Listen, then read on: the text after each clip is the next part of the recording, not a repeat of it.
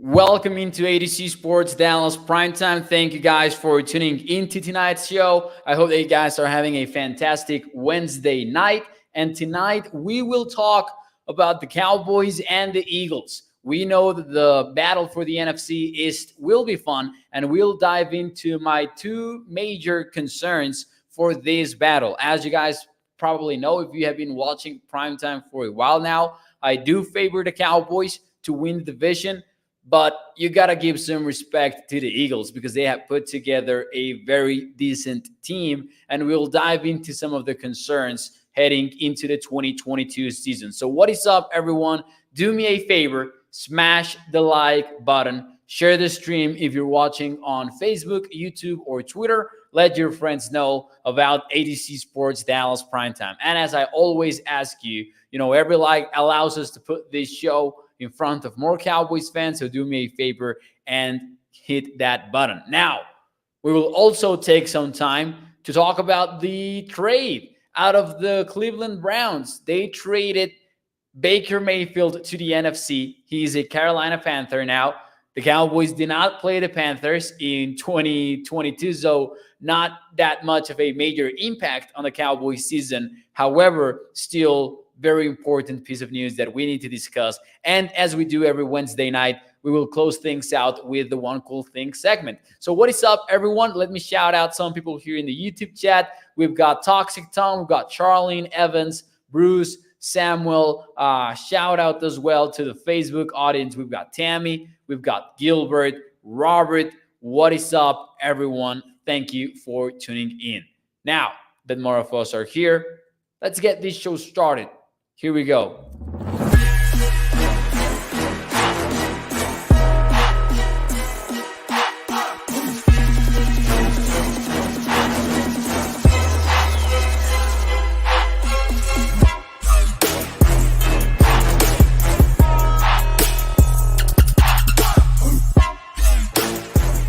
What is up, everyone? Welcome into ADC Sports Dallas Primetime. I'm your host, Mauricio Rodriguez, streaming with you live every weeknight from Sunday through Thursday night at 8 p.m. Central here on Dallas On Demand Sports Talk Network with a lot more content coming your way throughout the entire offseason. Make sure that you check out adcsports.com/Dallas. We've got multiple new Cowboys articles in there every single day, so make sure you check that out. And tonight on the show, we will focus on what is perhaps the biggest concern for Cowboys fans, and I'm talking about the Philadelphia Eagles within the NFC East, because by now you've heard about it.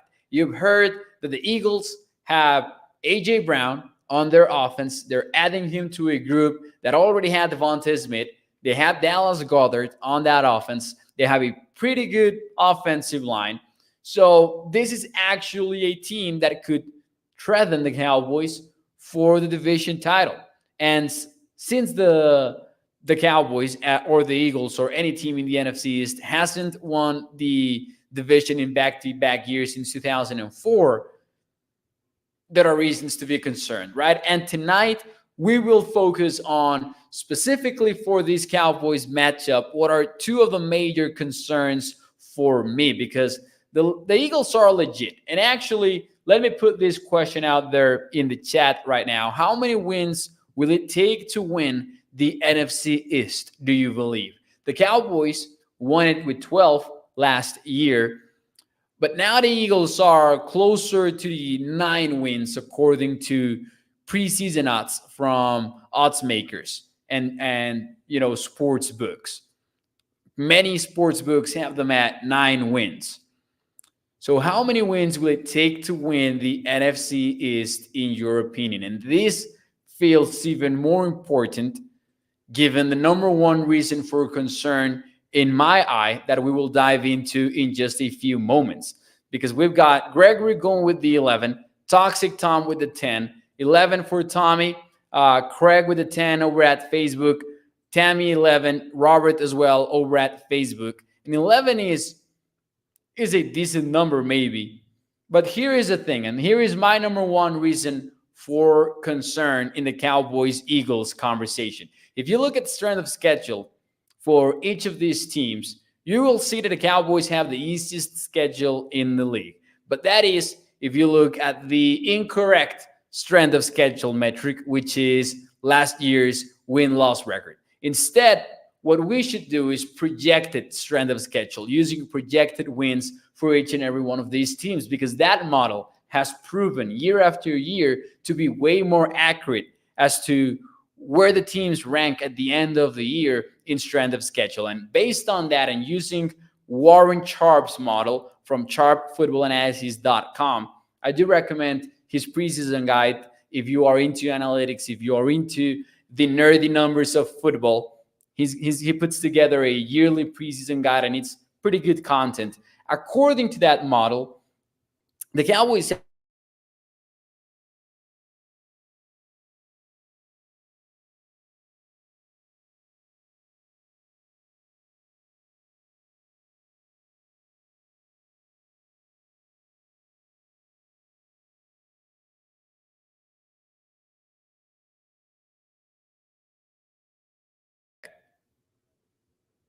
Sorry about that small hiccup. I believe we're back. I think I was connected to the wrong network here at the studio. But anyways, the Cowboys have the 10th easiest schedule in the league, which is a pretty favorable situation.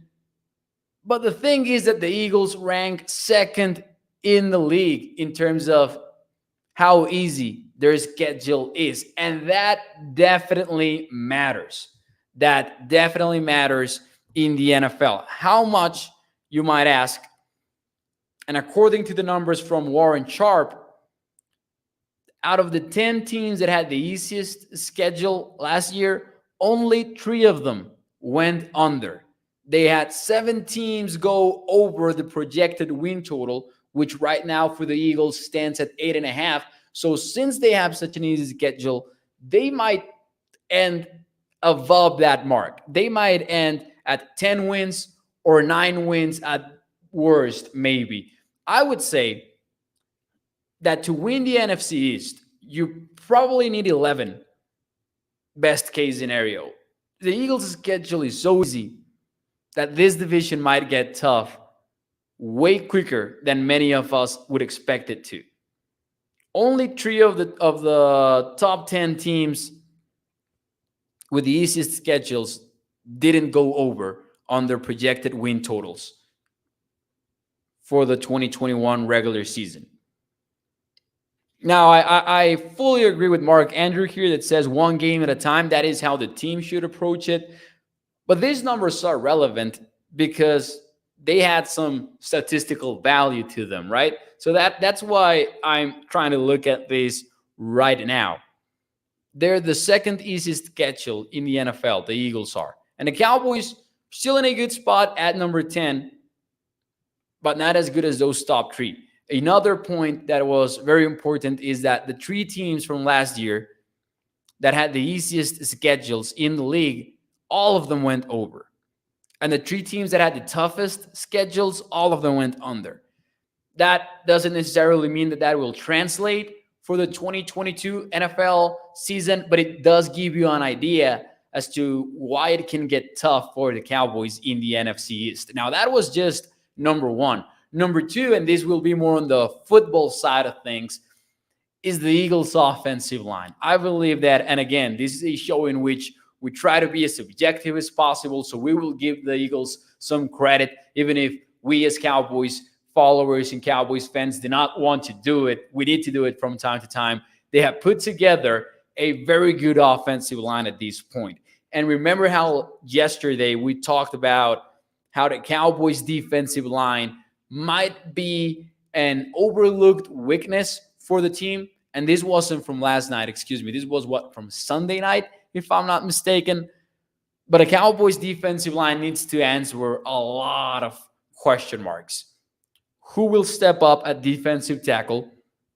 Will Ozo Odighizuwa actually break out as a sophomore? Because he showed us a lot of promising flashes as a rookie. Will they translate into a breakout sophomore year? Will Dante Fowler, Sam Williams, Dorrance Armstrong be able to satisfyingly replace Randy Gregory at edge rusher? because the Eagles have put together actually one of the best lines in football, I would say. You've got Jordan Mailata at left tackle, Lane Johnson, who remains to this date one of the best right tackles in the game. Jason Kelce leads the way at center. And then the guards, we're still talking about upside there, but Landon Dickerson will be healthier. We've got Isaac Sumalu as well at right guard. So that's a good offensive line for the Eagles. And if the A.J. Brown addition works out for them, you're talking about a team that has the offensive line to run down your throat and 3 top-tier receiving options in the passing game. Because A.J. Brown, Devontae Smith, and Dallas Goedert, in terms of pass catchers, that might be one of the best trios in the league, or at least in the conversation to be. Because you've got Goddard, who's one of the best tight ends, and you've got A.J. Brown, who is maybe not in the tier 1 of wide receivers, but definitely close to it at worst. It all depends on how well Jalen Hurts will actually play when it's all said and done, and whether or not Jalen Hurts can take the next step as a pocket passer specifically, because we know they can run the football. That's been made clear by now. But can they be consistent in the passing game? Can Jalen Hurts be an answer at quarterback to win those tough games late in the season? But this is a good team. This is a good team for the Eagles. And I would argue that the conversation right now is that, as you guys know, the Cowboys have the better quarterback. And it's a clear win for the Cowboys at quarterback, by the way, with Dak Prescott over Jalen Hurts. But if you go position by position, who has the most complete roster? I would have to answer the Eagles today. There are some weak spots, of course, for the Eagles, and I would say safety is one of them. I would say that even though some people are high on their cornerbacks, there is still some reason to doubt them a little bit. Will James Bradbury return to form in 2022? Darius Slay is good, but is he a shutdown cornerback? He isn't, in my opinion. So there are some question marks there, but overall, they have a pretty well put together roster. Pro Football Focus actually ranked their rosters about a week ago or some days ago, and they made the Eagles the 7th best in the league, with the Cowboys coming in at 16th. Now, once more, the Cowboys do have Dak Prescott, and that's a huge difference maker, but still something worth considering. Let's see some of your answers here in the Facebook chat and the YouTube chat while you guys give me your answers on this as well. From 1 to 10, how confident are you on the Cowboys defending their division title? Let's see some of your comments here. Dan Quinn says, Sergio, let's go. Toxic Tom says, would you look at that grade to D-Law? I keep hearing he sucks from some Dallas fans. Oh, yeah. D-Law is still an elite player. And I know that he does not have the sacks, blah, blah, blah. But the guy still generates pressure, and the guy still shines in the run defense game. 4th best among NFL edge rushers, according to PFF. And I know that we don't go by PFF grades here on Primetime, but still, it matters. It does matter. Joey Vela with a question. Can their quarterback throw? And we know that Hurts can throw. Can he do it consistently? Can he do it without escaping the pocket, without having to escape the pocket? Tommy says, Eagles are not a threat, Mo. Eagles missing the most important positions is Toxic Tom. Slay washed, says Samuel Rowe. So here we go. Let's look at the scores. From 1 to 10, how confident are you on the Cowboys winning the division on back-to-back years? MJ goes in with the 10. Mark with the 7. Correct with the 8. Gilbert and Tommy go with the 100. Jack with the 8.5. Gregory with the 10. Bruce with the 8. 6.67 from Lumen. Always with the, specific numbers. 5 says Toxic Tom, but because we are our own worst enemies. 8 for Jessica at Facebook. 7 for Alex. So a lot of different answers. We've got a huge range. No one except for Toxic Tom goes as low as 5, though. I will go I will go with a 7. And the reason why I will go with a 7 is that I do believe that the Cowboys took somewhat of a step back on their roster. I do believe that without Michael Gallup for those opening games versus the Bengals versus the Tampa Bay Buccaneers, we might be in for a slow start. But I still want to fade Jalen Hurts here. I'm not ready to buy that the Eagles offense will be one of the best in the league, mainly because I question Jalen Hurts. I know that they have, in terms of talent at position for position, they have one of the best units maybe in the league, and they do deserve credit for that. But can Jalen Hurts actually translate to a 12-win season, for example? Maybe not. However, based on their schedule, I do believe that the Cowboys might need 11 at minimum, 11 wins to take home the division. I think that if you win 10 ball games, the Eagles might end up getting the best of you, especially if you go to the head-to-head tiebreaker. Mo, when was the last time Dallas won the division in back-to-back years? Here's Toxic Tom. Man, I would have to guess. I would have to guess that it's the same for the Super Bowl. It's the same that it is for the Super Bowl. Or did they win it back-to-back in... No, they didn't. Yeah, I would guess that is the case then, Toxic Tom. As you said, 25 years more or less. Because when it happened, it was the Eagles, wasn't it, in 2004? Joey Bella says, we've got now, guys. Ryan All. It's like having Allstate. We're in good hands. Says Joey Bella. Samuel says, Mo wasn't born yet. And believe me, that is actually accurate. Gilbert said the same thing. Mo wasn't even born yet. That is also accurate. I was not. I was born in 1999. So I wasn't here, guys. I wouldn't know. Just kidding. But I mean, not kidding about my age. I really was not born. But yeah, man, it sucks. This might be the season, though. This might be the season. And based on the scores that we saw in the comments tonight, it's happening for the first time. Craig says the Commanders are going to be tough.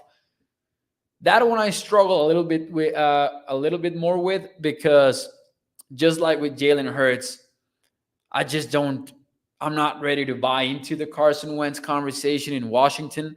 They do have some playmakers. They do have Terry McLaurin. Their offensive line flies under the radar, in my opinion. They've got some young players there that can work.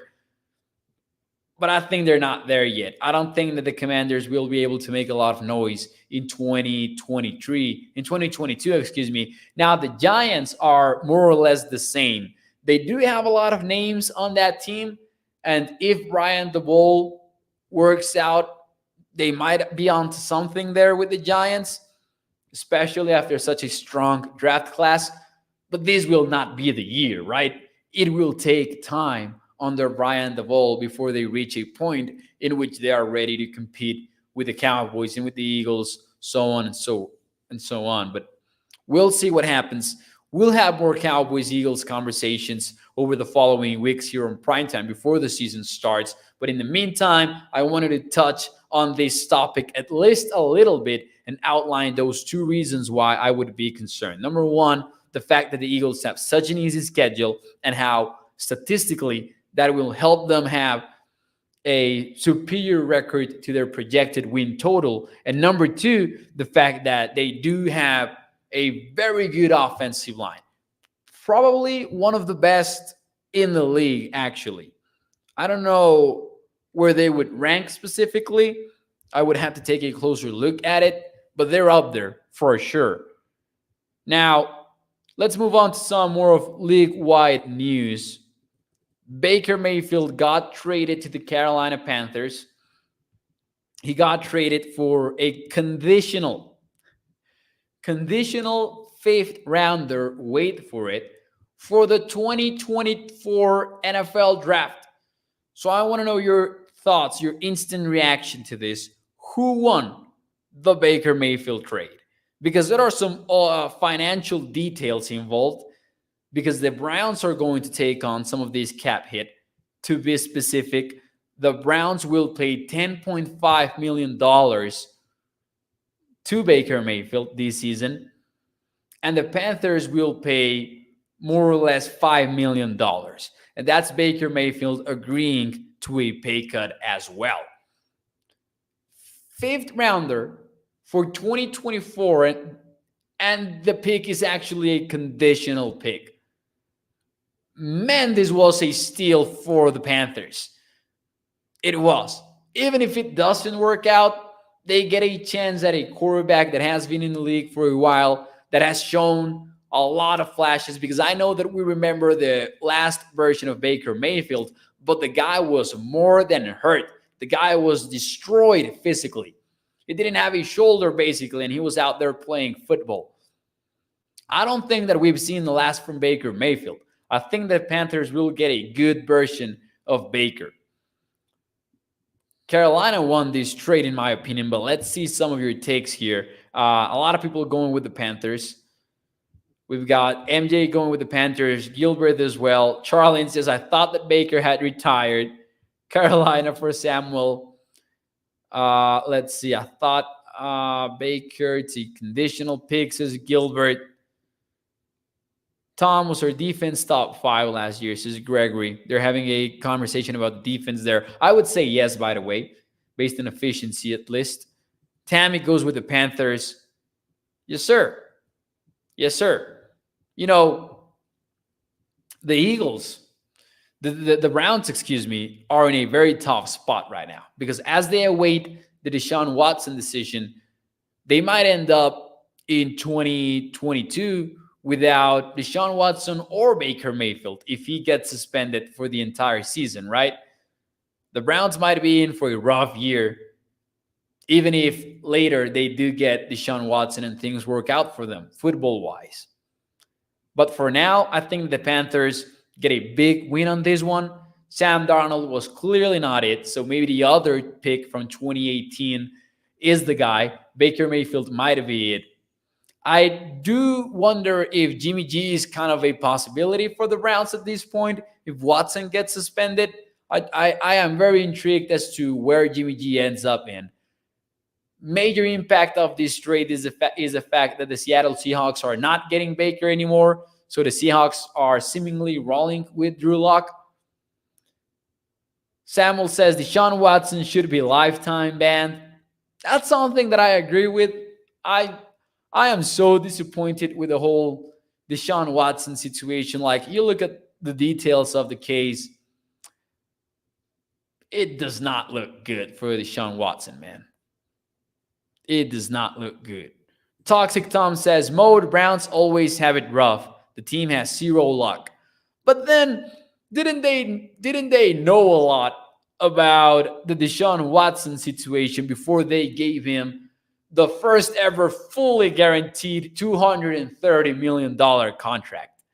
Like, yes, I know that the Browns have had a lot of tough breaks. This doesn't seem like a tough break to me, though. This seems like they knew exactly what was going on and still went with it. Kind of feels like it to me, though. Let's see. Browns still trash for years, is MJ. There you go. Someone mentioned the Amari Cooper trade and how they got instant karma. I didn't get to see who it was with that comment. But yeah, man, the Browns paid a 5th rounder for Amari Cooper, and now they give away Baker Mayfield for a conditional 2024 5th rounder. There you go. The NFL works like that sometimes. The trades are widely unpredictable. I would have thought that the Browns are going to get a day 2 pick for Baker Mayfield at worst. Like, think about how much the Commanders paid for Carson Wentz and how much in their moment the Colts paid for Carson Wentz. It's crazy with the trade market in the NFL. But there you go. The Panthers do have their new quarterback. I think it's a major move for them. I don't think that they're going to win the NFC South or anything like that. But now Matt Rule has someone to save his job with, maybe. Like, Matt Rule could make Baker Mayfield work, potentially. and save his job because he's one of the coaches with the hottest seats right now in the NFL. But anyways, before we get out of here, it is Wednesday night, and as we do every Wednesday, we've got the One Cool Thing segment. So what is your one cool thing of the week? Remember, it can be sports related, non-sports related, something personal, professional, whatever you want it to be. Let us know in the comments what is your one cool thing of the week. I'm going with something sports related, by the way, this week. I'm going that route. And by the way, while you think of yours and while you type those one cool things in the comments, do me a favor, hit the like button, share the stream. Every like allows us to put this show in front of more Cowboys fans. And remember that you should check out adcsports.com/Dallas for more Cowboys content, more Mavericks content as well. Daily new articles are up there on the website. So one cool thing of the week for me is, I actually had two now that I think about it. I will tell you the first one, and then I will circle back to the second one. George Russell jumping out of his vehicle in the Formula One race to check on Sue after he crashed, flipped, and we saw that scary image out of the racing world this weekend. And George Russell sacrificing his race so he can run over to the vehicle and see if the driver is okay. Man, that was a goosebumps moment in sports last weekend. So I'm going with that as my one cool thing of the week. I wanted to load up the picture, didn't do it in time. But if you guys saw it, it was a pretty amazing moment. So there you go. That's my one cool thing of the week. MJ says, we'll be celebrating the 28 years of life on Monday. So happy birthday to MJ. That's amazing. Congratulations on that. Gregory says the Dodgers are back in first place in the National League. That's not that cool, Gregory. As a Yankees fan, I will say that. That's not that cool. Let's see. Valerie says, watching the Cowboys play against the Philadelphia Eagles on the NFL Network channel. Jennifer says, we're 1 week closer to training camp. That's cool. Thomas says, we signed a kicker. The Cowboys did. That's right. Lirim Hairulahu back on the Cowboys. And then my second one cool thing of the week is that NFL Mexico and NFL on Facebook, because they have these geolocated posts, actually picked up a quote from my interview with the great Isaac, and, posted it and actually credited my show in Spanish, Primero Cowboys. So that was a pretty amazing moment as well. They quoted Isaac talking about how once he told his friends here in Mexico that, hey, don't be surprised if someday I am in the NFL, which sounds impossible for college players here in Mexico. And hey, look at him. He's heading into his third year with the Cowboys in the practice squad. The Orioles might get their first series sweep tonight, says Toxic Tom. All right, that's a one cool thing.